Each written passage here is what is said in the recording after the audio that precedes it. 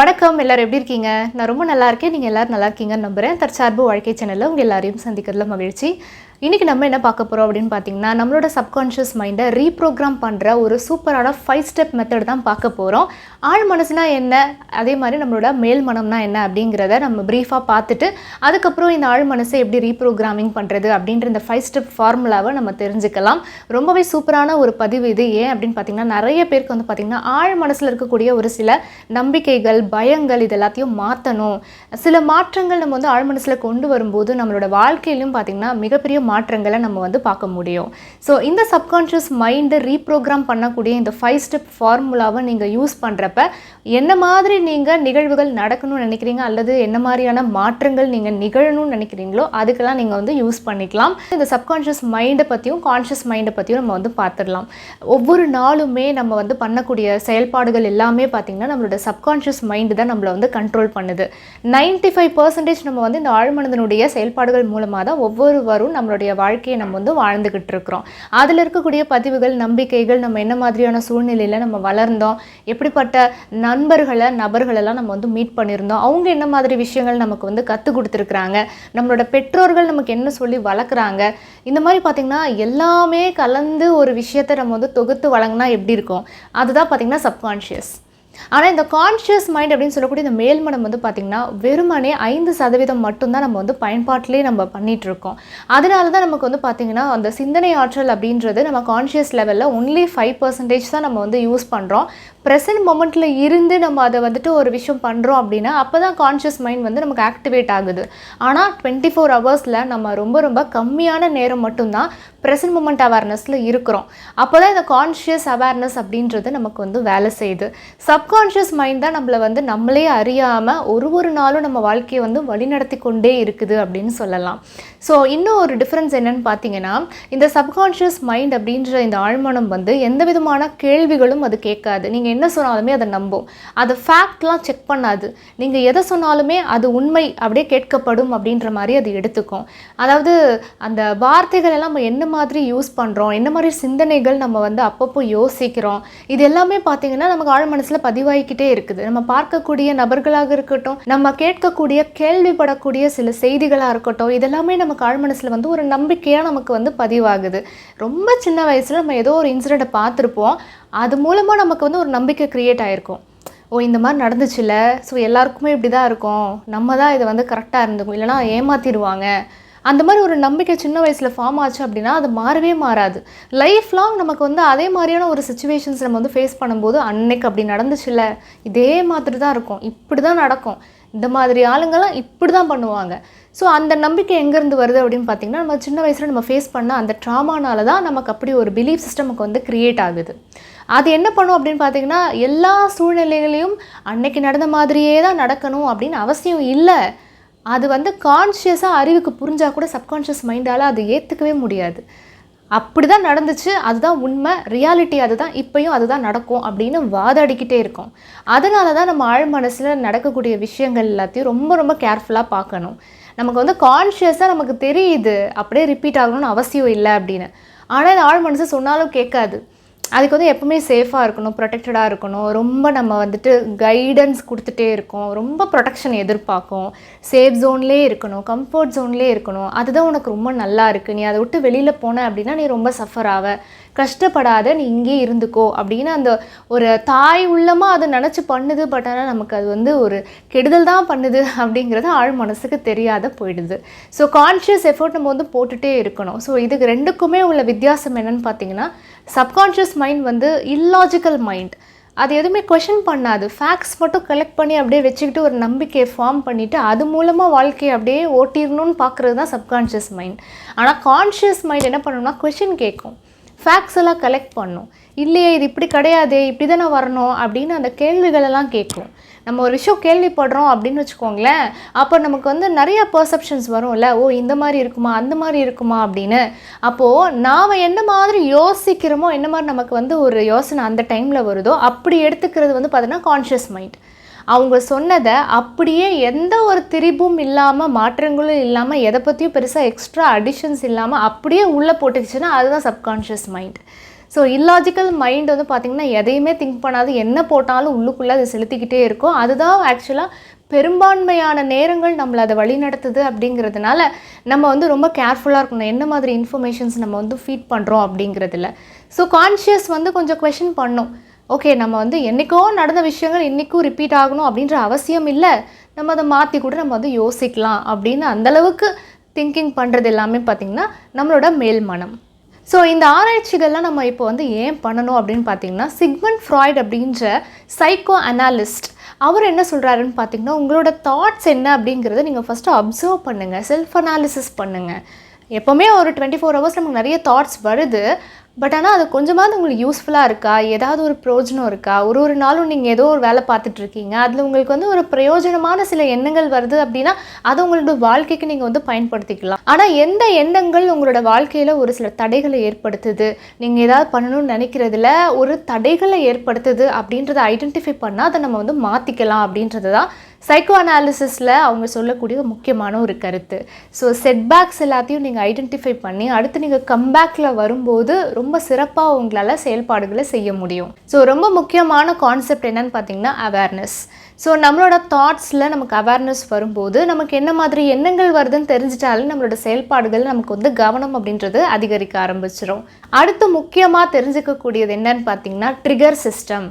அதாவது ட்ரிகர்ஸ்னால் என்ன அப்படின்னு பார்த்தீங்கன்னா, ஒரு சில நபர்கள் பேசும்பொழுது அவங்க நடந்து கொள்ளக்கூடிய விதத்துலேயும் நமக்கு வந்து ஒரு விதமான கோப உணர்வு வரலாம், இல்லை ஒரு விதமான அவங்க மேலே வந்து ஒரு பொறாமை உணர்வு வரலாம். ஸோ இந்த மாதிரி சில எமோஷன்ஸ்லாம் அவங்க செய்யக்கூடிய ஒரு சில செயல்பாடுகள்னாலேயோ அல்ல அவங்க பேசக்கூடிய வார்த்தைகள்னாலேயோ நமக்குள்ள ஒரு கிளர்ச்சி ஏற்படுது. அவன் ஏன் அப்படி பேசினான், அவன் ஏன் அப்படி செஞ்சான், எனக்கு அது பிடிக்கவே இல்லை அப்படின்னு ஒரு ஸ்ட்ராங் எமோஷன்ஸ் உள்ளேருந்து நமக்கு வருது இல்லையா, அதுதான் ட்ரிகர்ஸ். ஸோ தூண்டப்படக்கூடிய விஷயங்கள் எதுக்கெல்லாம் நீங்கள் வந்து பொங்குறீங்க, தூண்டப்படுறீங்க, என்ன மாதிரியான வார்த்தைகளுக்கு உங்களுக்கு வந்து அந்த ட்ரிகர் சிஸ்டம் வேலை செய்யுது அப்படின்றத அவேர்னஸாக கவனிக்கணும். இதுவுமே எங்கேருந்து வருது அப்படின்னு பார்த்தீங்கன்னா சப்கான்ஷியஸ்லேருந்து தான் உங்களுக்கு அப்படியே கபகபன்னு வருது. அந்த கோபம் உணர்ச்சி வருது இல்லையா, எங்கேருந்து வருது, ஆழ் மனசுலேருந்து தான் வருது. அது வந்து முதல் தடவை பேசின வார்த்தைக்கான ரியாக்ஷனாகவே இருக்காது. இது வந்து பல வருஷங்களாக இந்த வார்த்தைக்கு யாராவது ஒருத்தர் ரிப்பீட்டடாக ஏதோ ஒன்று சொல்லிகிட்டே இருந்திருப்பாங்க, நீங்கள் அதுக்கு வந்து எதிர்த்து பேசணும்னு நினச்சிருப்பீங்க. ஆனால் சரி, அந்த சந்தர்ப்ப சூழ்நிலை அமையலை, அந்த இடத்த விட்டு வந்துடுறீங்க. ஆனால் மனசுக்குள்ளே ஓடிக்கிட்டே இருக்குது, இவனை வந்து விடவே கூடாது, அடுத்த வாட்டி மட்டும் இந்த மாதிரி சொல்லட்டும், கண்டிப்பாக நான் இதை கேட்குறேன்னா இல்லையான்னு பாரு அப்படின்னு ரிப்பீட்டடாக மனசுக்குள்ளே ஒரு 100 தடவை நம்ம வந்து ரிகர்சல் பண்ணிவிடுவோம். இதெல்லாம் எங்கேருந்து வருதுன்னா அந்த சப்கான்ஷியஸ் நமக்கு வந்து அதை திருப்பி அதை வந்து போட்டு காமிச்சிக்கிட்டே இருக்குது, படம் ஓட்டி காமிச்சிக்கிட்டே இருக்குது. அந்த மூவி வந்து விடுற பாடாக இல்லை, அவங்களுக்கு திருப்பி போய் நான் பதிலடி கொடுக்குற வரைக்கும் நான் ஓய மாட்டேன் அப்படிங்கிற மாதிரி ஒரு 4-5 நாள் ரிப்பீட்டடாக அந்த வார்த்தைகள் எல்லாமே மைண்டுக்குள்ளே போகுது. ஆனால் ஒரு சில பதில்களும் நமக்கு வந்து ரிகர்சல் அப்படியே நம்ம கண் முன்னாடி ஓடிக்கிட்டே இருக்குது. ஸோ அதுவும் கொஞ்ச நாளில் பார்த்திங்கன்னா அப்படியே நமக்கு மறந்து போகிற மாதிரி இருக்கும், அப்படியே மாறிடும். திரும்பவும் யாராவது ஒருத்தர் அதே வேர்டை சொல்லும்போது என்ன ஆகும் அப்படின்னு பார்த்தீங்கன்னா, எங்கேயோ யார்கிட்டையோ காட்ட வேண்டிய கோவத்தை இப்போ அந்த பர்சன் மேலே காமிக்க ஆரம்பிச்சிடும். அதுக்கு காரணமும் ஆழ்மன பதிவுகள் தான். ஸோ அங்கே காமிக்க முடியாத அந்த விஷயங்கள்லாம் ரிகர்சல் பண்ணி ரொம்ப நம்ம வந்து அந்த இன்டென்சிட்டியை வந்து அதிகப்படுத்தினதுனால திரும்ப யாரோ ஒருத்தர் ஃபர்ஸ்ட் டைம் அவங்க வந்து சொல்லியிருப்பாங்க அந்த வேர்டு, ஆனால் நமக்கு அது வந்து ட்ரிகர் சிஸ்டம் வேலை செய்யுதுன்னு அர்த்தம். அந்த ட்ரிகர் பாயிண்ட் நமக்கு வந்து அந்த தூண்டுதல் கிளர்ச்சி நமக்கு வந்து ஏற்பட்டு அந்த கோபம் அப்படின்றது வர ஆரம்பிச்சிருது. ஸோ இதெல்லாம் உங்களுக்கு எங்கெங்கே நீங்கள் வந்து எமோஷன்ஸை ரொம்ப ஸ்ட்ராங்காக காட்டுறீங்க அப்படிங்கிறத அவேர்னஸோட கவனிக்கணும். அது எங்கேருந்து வருது அப்படின்னா அதுவுமே ஆழ்மனசுலேருந்து தான் வருது அப்படிங்கிறத புரிஞ்சுக்கணும். அடுத்தது முக்கியமான ஒரு கான்செப்ட் என்ன அப்படின்னு பார்த்தீங்கன்னா ரெப்பிட்டிஷன். அதாவது திரும்ப திரும்ப ஒரு விஷயத்தை நம்ம கொடுத்துக்கிட்டே இருந்தோம் அப்படின்னா ஆழ் மனசு அதை அப்படியே எடுத்துக்கும், கேள்வியே கேட்காது. நீங்கள் வந்து நான் நல்ல ஒரு விஷயத்தை பாசிட்டிவ் அஃபர்மேஷன்ஸ் நீங்கள் சொல்லிகிட்டே இருக்கீங்க அப்படின்னா அது கேள்வியே கேட்காது, அப்படியே அது எடுத்துக்கும். அப்போது நம்ம வந்து 95% ஆழ் மனசுடைய கண்ட்ரோலில் தான் நம்ம வாழ்ந்துட்டுருக்கோம். அப்போ நம்ம ஆல்ரெடி நம்ம ஃபீட் பண்ண விஷயங்கள் தான் அது ஈஸியாக அட்ராக்ட் பண்ணும்போது உங்களுக்கு வந்து அந்த மாதிரியான நிகழ்வுகள் உங்களுக்கு நடக்கிறதுக்கான வாய்ப்புகள் அதிகமாகவே இருக்குது. ஸோ ப்ராக்டிஸ் அப்படின்றது பார்த்திங்கன்னா ரெப்பிட்டேஷனாக பண்ணிகிட்டே இருக்கணும். எவ்ரிடே காலைல எழுந்தோன்னே அஃபர்மேஷன் சொல்கிறதா இருக்கட்டும், பாசிட்டிவான ஸ்டேட்மெண்ட்ஸை நீங்கள் வந்து அப்பப்போ உச்சரிக்கிறதா இருக்கட்டும், எல்லாமே நீங்கள் தினமுமே செய்யும்போது பார்த்தீங்கன்னா அது ரெப்பிட்டேஷன் தான் ரொம்ப சூப்பராக உங்களுக்கு ஆள் மனசை மாற்றுறதுக்கு அற்புதமான ஒரு விஷயமா இருக்குது. அதாவது எவ்வளவு நேரம் ஒரு விஷயத்தை நம்ம வந்து நினைக்கிறோம், எவ்வளவு மணி நேரங்கள் நமக்கு வேண்டியதை நமக்கு வேண்டியவாறு திங்க் பண்ணுறோமோ அந்த விஷயங்கள் நமக்கு இன்னும் மல்டிப்ளைடாக பெருக ஆரம்பிக்குது. ஸோ நீங்கள் மாற்றிக்கணும்னு நினைக்கிற நல்ல விஷயங்கள், அதே மாதிரி நீங்கள் நினைக்கிற அந்த இலக்குகளை அடையணும்னு நினைக்கிற அந்த ஆசைகள், இது எல்லாமே பார்த்திங்கன்னா நிறைய நேரம் நிறைய தடவை சிந்தனை செய்யணும். அதை பற்றிய யோசனைகள் அதிகமாக இருக்கணும். அப்போ ஆள் மனசு அதை வந்து வாங்கி வச்சுட்டு என்ன மாதிரி லைக்ஸ் அட்ராக்ட்ஸ் லைக் அப்படின்னு அந்த லா ஆஃப் அட்ராக்ஷனில் சொல்கிற மாதிரி நமக்கு வந்து அந்த எதை அதிக நேரம் கொடுத்துக்கிட்டே இருக்கிறீங்களோ அது சார்ந்த விஷயங்கள், நபர்கள், அப்படி எல்லா விதமான கான்டாக்ட்ஸும் உங்களுக்கு வந்து கிடைக்க ஆரம்பிக்கும். அடுத்த முக்கியமான கான்செப்ட் என்ன அப்படின்னு பார்த்தீங்கன்னா எக்ஸைட்மெண்ட். அதாவது ஒரு பூரிப்பு இருக்கணும், ஒரு என்ஜாய்மெண்ட் இருக்கணும், பண்ணுற ஒரு ப்ராசஸில் வந்து ஒரு சந்தோஷம் இருக்கணும், ஒரு இன்வால்மெண்ட் இருக்கணும். இதை நான் தான் பண்ணுறேன், இது எனக்கு பிடிச்சி செய்கிறேன், எனக்கு ரொம்ப ஆசையாக இருக்குது, அதனால நான் இதை பண்ணுறேன், இது மற்றவங்களோட ஒப்பீனியனுக்காகவோ இல்லை அவங்களோட வேலிடேஷனுக்காகவோ நான் இதை செய்யலை, ஆத்மார்த்தமாக எனக்காக நான் இதை பண்ணுறேன். ஸோ கிடைச்சதுக்கப்புறம் அந்த ஃபீல் இருக்கும் இல்லையா, எனக்கு கிடச்சிருச்சு அப்படின்னு அந்த இடத்துல நம்ம வந்து ஒரு ஃபுல்ஃபில்டாக ஃபீல் பண்ணுவோம் இல்லையா, அதாவது அந்த நிறைவான ஒரு ஃபீல், அந்த ஒரு அபண்டன்ஸை நம்ம வந்து ஃபீல் பண்ணணும். அந்த நிறைவான ஃபீல் கிடைக்கும்போது தான் நமக்கு வந்து மனநிறைவோட ஒரு விஷயத்தை வந்து நம்ம அடைஞ்சிட்டோம் அப்படின்ற அந்த சந்தோஷம், எக்ஸைட்மெண்ட் அப்படின்ற அந்த உணர்வை நம்ம வந்து ஃபீல் பண்ணணும். ஸோ மைண்டை பொறுத்த வரைக்கும் இமேஜினேஷனும் ரியாலிட்டியும் ஒன்று தான். அதாவது கற்பனை பண்ணுறது வேறு, ரியாலிட்டி வேறு கிடையாது. எதை நினச்சாலுமே அதுதான் ரியாலிட்டி. ஸோ மனசுக்கு அந்த வித்தியாசம் அப்படின்றது தெரியாது. ஸோ அடுத்த முக்கியமான கான்செப்ட் என்ன அப்படின்னு பார்த்தீங்கன்னா விஷுவலைசேஷன். அகக்காட்சிப்படுத்தி பார்க்கும் பொழுது கூட உங்களால் நினச்ச விஷயங்களை ரொம்ப ஈஸியாக அட்ராக்ட் பண்ணவும் முடியும். அதே மாதிரி சப்கான்ஷியஸ் மைண்டுக்கு நீங்கள் அதை கொடுக்கறதுக்கு ரொம்ப ஈஸியாக இருக்கும். கற்பனைகள் மூலமாக நீங்கள் அதுக்குள்ளே வந்துட்டு ஃபீட் பண்ணுறது, ரொம்ப இமேஜினேஷனாக நீங்கள் சில விஷயங்கள் இதெல்லாம் வேணும் அப்படின்னு நினைக்கிறீங்க, அதெல்லாம் நீங்கள் வந்து அந்த பிக்சரைஸ் பண்ணி பார்க்கும்போது, அதை கற்பனை செய்யும்போது அந்த இமேஜினேஷனில் நீங்கள் பார்க்குற இமேஜஸ் எல்லாமே உள்ளுக்குள்ளே சப்கான்ஷியஸில் கேள்வியே கேட்காம போக ஆரம்பிக்கும். அதனால தான் அவேர்னஸில் நீங்கள் எப்படி தாட்ஸை கவனிக்கிறீங்களோ அதே மாதிரி அப்பப்போ பேக்ரவுண்டில் போகக்கூடிய அந்த மூவிஸ் அண்ட் பிக்சர்ஸை கவனிக்கணும். சம்டைம்ஸ் ஏதோ ஒரு ஒர்க் பண்ணிகிட்டே இருப்போம், ஆனால் பேக்ரவுண்டில் பார்த்தீங்கன்னா ஒன்று தாட்ஸ் ஓடும், அப்படி இல்லைன்னா ஒரு பிக்சர் ஓடும், மூவி மாதிரி எதையாவது ஒன்று வந்து ஓட்டிக்கிட்டே இருக்கும். அது என்ன படம் ஓடுது அப்படின்னு செக் பண்ணணும். ஏன்னா அந்த படம் ஓடுறது வந்து பார்த்திங்கன்னா சப்கான்ஷியஸ்லேருந்து தான் இது எல்லாமே உங்களுக்கு வந்து ப்ரொடியூஸ் ஆகுது இல்லையா. ஸோ அவேர்னஸ் வந்துருச்சுன்னா உங்களுக்கு நல்லாவே தெரியும் அந்த 95% அதில் தான் நம்ம போயிட்டுருக்கோம் அப்படின்னு. அப்போ அந்த மூவிஸ் வந்து உங்களுக்கு நெகட்டிவாக இருந்துச்சு அப்படின்னா அப்போ அது சார்ந்த விஷயங்கள் தான் இன்னும் உங்களுக்கு மல்டிப்ளைடாக வர ஆரம்பிச்சிடும். ஸோ அவேர்னஸாக நீங்கள் வந்து தாட்ஸை கவனிக்கிற மாதிரி பின்னாடி என்ன மாதிரி கற்பனைகள் ஓடுதுங்கிறத கவனிக்கணும். நம்ம கண்ணு மூடினாலே ஏதாவது ஒரு பிக்சர் அப்படியே போயிட்டு தானே இருக்குது, கிளியராகவே இல்லை, ஸ்கை எப்போவுமே க்ளவுடடாகவே இருக்குல்ல. ஸோ வானம் வந்து எப்போவுமே மேக மூட்டங்களோடு இருக்கிற மாதிரி நம்ம மனம் வந்து எப்பவுமே ஏதோ ஒரு எண்ணங்களுடைய குவியல்லையும் அதே மாதிரி ஒரு மாதிரி க்ளவுடடாக இருக்கக்கூடிய பிக்சர்ஸ்லையும் தான் நம்ம மனம் இயங்கிக்கிட்டு இருக்குது. அப்போது மெடிடேஷன் பண்ணும்போது ஓரளவுக்கு நமக்கு வந்து க்ளவுட்ஸ் எல்லாம் கிளியர் ஆகுற மாதிரி நம்மளோட எண்ணங்கள், பிக்சர்ஸ் எல்லாமே கொஞ்சம் கிளியர் ஆகுது. பட் மற்ற நேரங்களில் நான் சொல்கிறது பார்த்திங்கன்னா இந்த மாதிரி தாட்ஸ் எல்லாம் ஓடிட்டே இருக்குது, அதே மாதிரி சில பிக்சர்ஸ் எல்லாம் பேக்ரவுண்டில் போய்கிட்டே இருக்குது. இதுவுமே பார்த்திங்கன்னா சப்கான்ஷியஸோடைய ரெக்கார்ட்ஸ் தான் அப்படின்றத புரிஞ்சுக்கணும். அப்போது சில நேரத்தில் பார்த்திங்கன்னா நான் ஏற்கனவே சொன்ன எக்ஸாம்பிள் தான், இதுக்கு முன்னாடி பாஸ்ட்டில் நம்ம வந்து ஏதோ ஒரு விஷயத்தை வந்து நம்ம பண்ணியிருப்போம், விட்டு போயிருந்திருக்கோம், இதெல்லாம் செஞ்சு முடிக்கணும் அப்படின்னு நினச்சிருந்துருப்போம். அதை வந்து பார்த்திங்கன்னா இப்போ யோசிச்சுக்கிட்டே இருக்கும், நம்ம இப்படி பண்ணியிருக்கலாமோ அப்படி பண்ணியிருக்கலாமோ, ஆனால் அது நமக்கு இப்போ அது இம்பார்ட்டண்ட்டே கிடையாது, அதை திருப்பி எடுத்து வந்து நம்ம செய்யணுன்ற அவசியமும் கிடையாது. பட் அது வேஸ்ட்டு தானே அந்த டைம் அப்படின்றது. ஸோ இது மாதிரி தான் நம்ம ஆழ் மனசில் என்ன இருக்குது அப்படிங்கிறத நீங்கள் தெரிஞ்சுக்கலாம். ஸோ அடுத்த முக்கியமான கான்செப்ட் என்ன அப்படின்னு பார்த்தீங்கன்னா ஆக்ஷன். அதாவது நம்ம என்ன தான் அஃபர்மேஷன் சொன்னாலும், என்ன தான் உள்ளுக்குள்ளே நம்ம வந்து சில விஷுவலைசேஷன்லாம் பண்ணி ஃபீட் பண்ணாலும் முக்கியமான விஷயமே ஆக்ஷன் தான். நம்ம வந்து ஒரு செயலில் நம்ம இறங்கி பண்ணும்போது மட்டும்தான் இதுக்கு முன்னாடி செஞ்ச எல்லாத்தையுமே சக்ஸஸ்க்கு நம்ம வந்து நியரஸ்ட்டு கொண்டு வர முடியும். எதுவுமே பண்ணாமல் நான் நான் அஃபர்மேஷன் சொன்னேன், விஷுவலைசேஷன் பண்ணேன், நான் பிக்சர்ஸ் எல்லாத்தையுமே வந்து அப்படியே ஒட்டி வச்சு அதெல்லாம் நான் பார்த்துக்கிட்டே இருக்கிறேன், எல்லாம் பண்ணுறேன், ஆனால் எதை நம்ம செய்யணுமோ அதை மட்டும் செய்யலை அப்படின்னா கண்டிப்பாக ரிசல்ட் இருக்காது.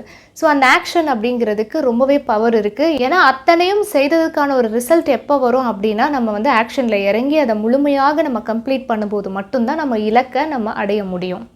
ஸோ இந்த கான்செப்டுடைய அண்டர்ஸ்டாண்டிங்கோட நம்ம ரீப்ரோக்ராம் பண்ணக்கூடிய இந்த 5 ஸ்டெப்ஸில் ஃபஸ்ட்டு என்ன பண்ணணும் அப்படின்னு பார்த்தீங்கன்னா, கிளாரிஃபை யுவர் ஐடியாஸ்.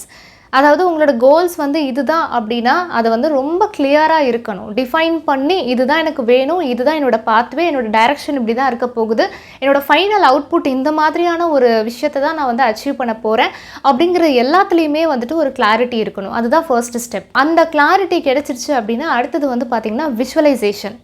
ஸோ நமக்கு வந்து அந்த கிளாரிட்டியோட ஒரு விஷயத்தை விஷுவலைஸ் பண்ணும்போது ரொம்ப ஈஸியாக நம்மளால் அகக்காட்சிப்படுத்தி பார்க்க முடியும். ஸோ அது லாஸ்ட்டில் நமக்கு எங்கே போய் ரீச் ஆகும், நம்ம எப்படி இருப்போம் அப்படின்ற விஷயங்கள் எல்லாத்தையுமே நம்ம இப்போ வந்து விஷுவலைஸ் பண்ணுறோம். அடுத்த தேர்ட் என்ன அப்படின்னு பார்த்தீங்கன்னா எக்ஸைட்மெண்ட். கிடச்சிருச்சு அப்படின்னா அந்த அபண்டன்ட் ஒரு ஃபீல் வரும் இல்லையா, அதை நம்ம சந்தோஷமாக அந்த உணர்வை நம்ம வந்துட்டு என்ஜாய் பண்ணுறோம், ரொம்ப ஹாப்பியாக ஃபீல் பண்ணுறோம். அப்படியே ஒரு எக்ஸைட்மெண்ட் வருது, வா சூப்பரில் நமக்கு கிடச்சிருச்சு அப்படின்னு ஒரு சந்தோஷ உணர்வு அப்படிங்கிறது நமக்கு ஏற்படுது. அடுத்து 4th ஸ்டெப் என்ன அப்படின்னு பார்த்தீங்கன்னா கன்சிஸ்டன்சி. எந்த ஒரு விஷயத்தையுமே நம்ம வந்து தொடர்ந்து முயற்சி செய்யணும். ஒரு விஷயம் பண்ணுறோம் அப்படின்னாலே அந்த கன்சிஸ்டன்சி அப்படிங்கிறது தான் ப்ராக்டிஸில் ரொம்ப முக்கியமான ஒரு விஷயம். அப்போ தான் பார்த்திங்கன்னா ரெப்பிட்டேஷன் பண்ண பண்ண சப்கான்ஷியஸ் மைண்டில் நிறைய நம்ம மாற்றங்களை வந்துட்டு ஏற்படுத்த முடியும். அடுத்த ஸ்டெப் நம்பர் 5 ரொம்ப முக்கியமானது. எல்லாமே நம்ம எல்லா வேலையும் பண்ணுறோம், எல்லாம் செய்கிறோம், ஆனால் இந்த செலிப்ரேஷன் அப்படின்றத நம்ம மறந்துடுறோம்ல. ஸோ 5th ஸ்டெப் என்ன அப்படின்னு பார்த்தீங்கன்னா என்ஜாய் பண்ணணும், ஜாலியாக அந்த ப்ராசஸை வந்துட்டு நம்ம செலிப்ரேட் பண்ணணும். அந்த டைமில் நமக்கு என்ன மாதிரியான கொண்டாட்டங்கள் நமக்கு வந்து கிடைக்குதோ, வாய்ப்புகள் கிடைக்குதோ எல்லாத்தையும் நம்ம வந்து அனுபவிச்சுக்கணும். நம்ம என்ன பண்ண போகிறோம், ஏது பண்ண போகிறோம் அப்படின்னு ரொம்ப கம்ப்ளைண்ட் மூட்லாம் போகாமல் ஜாலியாக என்ஜாய் பண்ணக்கூடிய அந்த செலிப்ரேஷன் அப்படின்றது தான் நம்ம கடைசியாக நம்ம ஃபாலோ பண்ணக்கூடிய ஒரு 5th ஸ்டெப். ஸோ இன்றைக்கி நம்ம கான்ஷியஸ் மைண்ட்னா என்ன, சப்கான்ஷியஸ் மைண்ட்னா என்ன, இந்த ரெண்டுக்குமான வித்தியாசத்தை நம்ம பார்த்தோம். அதே மாதிரி ஆழ் மனசு எப்படி நம்மளோட வாழ்க்கையை இயக்கிக்கிட்டு இருக்கு, நாம் எப்படி இயங்கிக்கிட்டு இருக்கோம், அதோட கண்ட்ரோலில் இருக்கிறப்ப நம்மளோட லைஃப் எப்படி இருக்குது, கான்ஷியஸாக நாம் ஒரு எஃபர்ட் போடும்போது அது எப்படி மாற்றங்களை ஏற்படுத்துது அப்படிங்கிறதெல்லாம் பார்த்தோம். அதே மாதிரி ஒரு 5 ஸ்டெப் மெத்தட்ஸை நம்ம பார்த்துருக்குறோம். ஆள் மனசில் இருக்கக்கூடிய பதிவுகளை மாற்றுறதுக்கு, ரீப்ரோக்ராம் பண்ணுறதுக்கு அற்புதமான சில டெக்னிக்ஸ் நம்ம வந்து தெரிஞ்சுக்கிட்டோம். ஸோ இந்த பதிவு கண்டிப்பாக உங்களுக்கு யூஸ்ஃபுல்லாக இருந்திருக்கும் அப்படின்னு நினைக்கிறேன். மீண்டும் இதே போல் ஒரு சூப்பரான பதிவில் உங்கள் எல்லாரையும் சந்திக்கிறேன். நன்றி. வாழ்க வளமுடன்.